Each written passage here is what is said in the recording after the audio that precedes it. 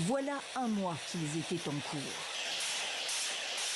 Des exercices militaires côté russe le long de la frontière avec l'Ukraine, Voronej mais aussi Volgograd, Rostov, Krasnodar et dans la région de Crimée, annexée aux voisins ukrainiens en 2014.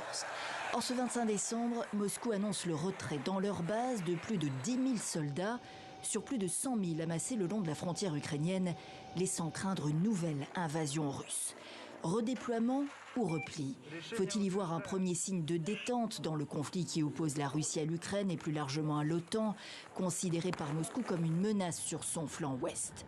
Lors de sa traditionnelle conférence de presse de fin d'année, Vladimir Poutine n'a pas manqué de stigmatiser les velléités nationalistes entretenues par son homologue Zelensky.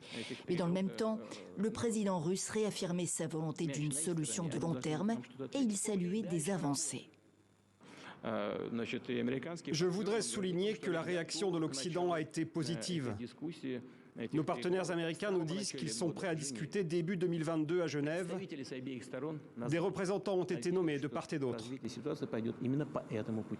Des négociations russo-américaines doivent en effet se tenir en janvier. Dans les tranchées de la région de Lougansk en Ukraine, l'attentisme prévaut du côté des rebelles pro-russes. Tout dépend de ce que les Occidentaux vont décider. Il devrait y avoir un moyen d'aboutir à la paix. 7 ans déjà que dure la guerre entre pro-russes et ukrainiens dans l'est de l'Ukraine. Les forces ukrainiennes sont équipées par les États-Unis, entre autres.